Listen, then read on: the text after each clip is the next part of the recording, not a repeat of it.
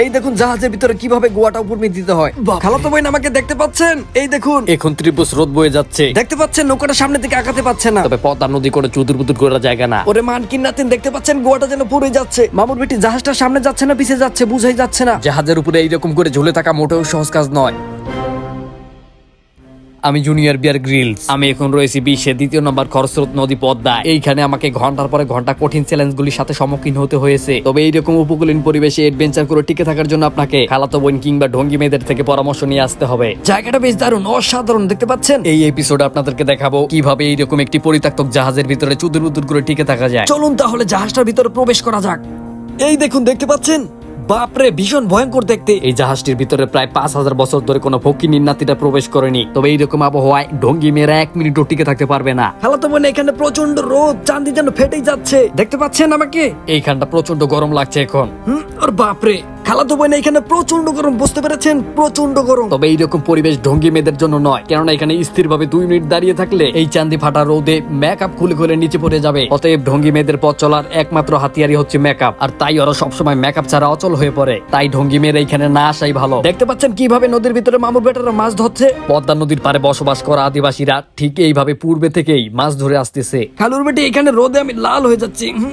দেখুন একটু, দেখতে পাচ্ছেন? এই দেখুন কতটা ভয়ঙ্কর নদীটা। যদি একবার নিচে পড়ে যাই, আমার খালুর নাম আমি 2 মিনিটে ভুলে যাব, বুঝতে পেরেছেন? তবে পদ্মা নদীর মাঝে পড়ে থাকা এই পরিত্যক্ত জাহাজটি দেখলে আপনার মনে হতে পারে খালুর বাড়ি কিংবা নানুর বাড়ি। আসলে তা নয়। 1984 সালে একজন থাইল্যান্ডের মেয়ে এই জাহাজটির মালিক ছিলেন। সে বঙ্গোপসাগর থেকে জাহাজটিকে ড্রাইভ করে পদ্মা নদী দিয়ে নিয়ে যাওয়ার সময় একজন গাঁজা খেকো পুরুষকে দেখতে পান। তখন সেই থাইল্যান্ডি ভদ্র মহিলার কাছে গাঁজা খেকো পুরুষটাকে ভালো লেগে যায়। আর ঠিক তখনই সেই থাইল্যান্ডি জাহাজটাকে ফালিয়ে রেখে গাঁজা খেকো কালু কাকার সাথে পালিয়ে যায়। সেই তখন থেকে যোগের পর যোগ ধরে জাহাজটি এখানে পড়ে রয়েছে। তবে এই ঘটনার পরেই বাংলাদেশ আরেকটি ঘটনা ঘটে যায়। সুন্দরী মহিলা বিয়ে করার জন্য গাঁজা খেয়ে যাচ্ছেন অনেক পুরুষরা যোগের পর যোগ ধরে, কেননা সুন্দরী মহিলারা গাঁজা খেকো পুরুষকে বেশি পছন্দ করে থাকে। আর জুনিয়র বিয়ারকে গাঁজা না খাওয়ার অপরাধে কোনো ভদ্র মহিলা কিংবা খালুর বেটিরা পছন্দ করেনি। বাপরে, জায়গাটা দেখতে পাচ্ছেন ভিতরে কতটা পুরনো? এই দেখুন কত কিছু পড়ে রয়েছে, দেখতে পাচ্ছেন? হাজার হাজার বছর ধরে পড়ে থাকায় জঞ্জাট সৃষ্টি হয়ে গিয়েছে জাহাজটির ভিতরে। এই দেখুন, দাঁড়ান, আরেকটি জিনিস দেখাচ্ছে এটার ভিতরে। এই যে দেখতে পাচ্ছেন, দেখে মনে হতে পারে ল্যাপটিন, তবে এটা ল্যাপটিন নয়। বাপরে, ভীষণ ভয়ঙ্কর।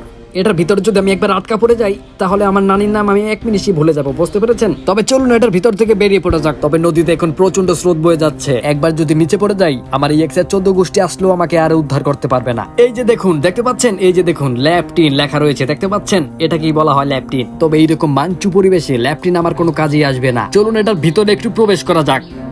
বাপরে, প্রচন্ড গন্ধ, বুঝতে পেরেছেন? এই দেখুন। তবে এইখানে চাঁদি ফাটা গরমের কারণে আমার চুদুর বুদুর করতে একটু অসুবিধা হচ্ছে। বাপরে,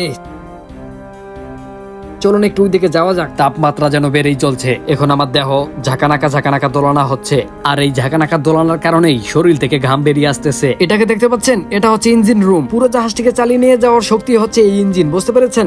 কিছুটা বলতে পারেন ঢঙ্গি মেয়েদেরকে যেমন মেকআপে চালিয়ে নিয়ে যায়, বুঝতে পেরেছেন? ঠিক তেমনটাই। রিজওয়ান হোসাইন। এই যে দেখতে পাচ্ছেন, এখানে একটি মেশিন রয়েছে। এই যে দেখুন, দেখতে পাচ্ছেন? দাঁড়ান, এটাকে নিয়ে একটু গবেষণা করা যাক। আরে বাপরে, এটার ভিতরে কি? এই যে দেখুন, এটা হচ্ছে একটি মেশিন। এটার বগলে অতিরিক্ত চুদুর বুদুর করলে যে কোনো সময় আপনি মারা খেয়ে যেতে পারেন। এইটা এটার মতোই পড়ে থাক। চলুন আমরা একটু সামনের দিকে যাই। চলুন তাহলে এইবার আপনাদেরকে একটি নতুন পণ্ডিতি দেখাই। এই দেখুন কিভাবে ঝুলতে হয়। বাপরে, দেখতে পাচ্ছেন? দাঁড়ান, ফিটারটা রেখে নেই। বাপরে, এবার দেখুন কিভাবে গোয়া উপর দিয়ে ঝুলে থাকতে হয়। এই দেখুন, দেখতে পাচ্ছেন? আমার কাছে ভীষণ ভালো লাগছে, বুঝতে পেরেছেন? তবে একটি জাহাজের ভিতরে গোয়া উপর দিয়ে ঝুলে থাকাটা মোটেও সহজ কাজ নয়। খুব মজা পেয়েছি, বুঝতে পেরেছেন? তবে এখন আমি জাহাজটির দোতলায় প্রবেশ করেছি। চলেন এইখানেও কিছু পণ্ডিতি দেখানোর চেষ্টা করি। এই দেখুন, ধোঁয়া বেরোনো সাইলেন্সারের এটার ভিতরে ঢুকে দেখি। বাপরে, দেখতে পাচ্ছেন কতটা সরু? এই দেখুন, এটার ভিতরে আমার খালুর বয়সে আমি কখনো ঢুকিনি। দেখুন একবার, প্রচন্ড গরম, বুঝতে পেরেছেন? বাপরে, চলুন বেরিয়ে পড়ি। ধোঁয়া বেরোনো সাইলেন্সারের ভিতরে যদি ইঞ্জিন চলাকালীন আপনাকে ঢুকানো হয়, আপনি গরমে পুরো এটার ভিতরে গ্রিল তৈরি হয়ে থাকবেন। এই দেখুন মামুর বেটারা কিভাবে ট্রলার নিয়ে যাতায়াত করছে গরমের ভিতরে, দেখতে পাচ্ছেন? তবে এইরকম চাঁদি ফাটা রোদের ভিতরে টিকে থাকাটা মোটেও সহজ কাজ নয়। এর জন্য দীর্ঘ সময়ের প্রশিক্ষণ দরকার। তবে চলুন আপনাদেরকে আরেকটি পণ্ডিতি দেখাই। এই দেখুন, মাথাটা নিচপিস দিয়ে এভাবে টুস করে ঘরে বেরবেন, বুঝতে পেরেছেন? দেখুন কিভাবে চুল পাকটিম করতে হয় শিখে রাখুন। তবে এইরকম জায়গায় চুল পাকটিম করতে গেলে আপনি মারা খেয়ে যেতে পারেন। অতএব এরকম জাহাজের ভিতরে একদমই দুষ্টামি করার চিন্তা ভাবনা মাথায় আনবেন না। খালাতো বোন, চলেন তাহলে একটু উপরে ওঠা যাক। বাপরে, এটাকে ধরে নিতে হবে। এই তো উঠে পড়েছে, দেখতে পাচ্ছেন? এবার দেখুন কতটা সুন্দর এই জায়গাটা। এইরকম জাহাজের চূড়ায় আমার খালুর বয়সে আমি কখনো উঠিনি। তবে চলুন তাহলে এবার আপনাদেরকে দেখাবো দুষ্টামি কত প্রকার ও কি কি।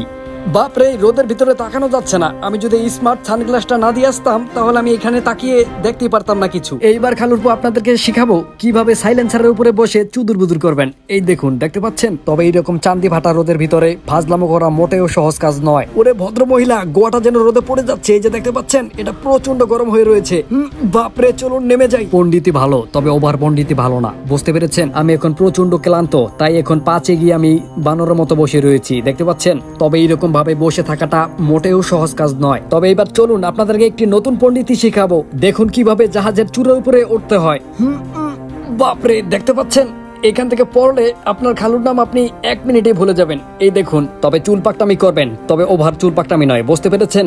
এইরকম চূড়ার উপরে ওঠার পূর্বে খালুর বেটিদের থেকে পরামর্শ নিয়ে আসবেন, বুঝতে পেরেছেন? প্রশিক্ষণ ছাড়া এরকম পণ্ডিতি করা একদমই ঠিক নয়। এতে আপনার প্রাণের ঝুঁকি রয়েছে, যে কোনো সময় আপনি মারা খেয়ে যেতে পারেন।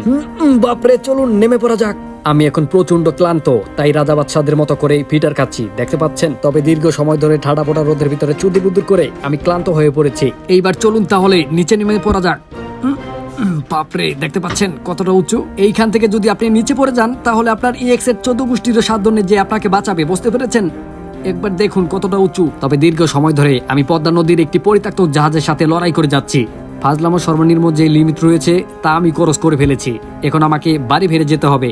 তবে অনেকটা সময় পদ্মার এই চূড়ান্ত বন্য প্রকৃতির ভিতরে কাটিয়ে আমার বাড়ি ফেরার জন্য তরস হইছে না। আমাদের পরবর্তী এপিসোড পেতে নট ব্লগ ফেসবুক পেজ এবং not eligible YouTube channel subscribe করে পাশে থাকবেন। Junior Bear Grylls, man versus wild.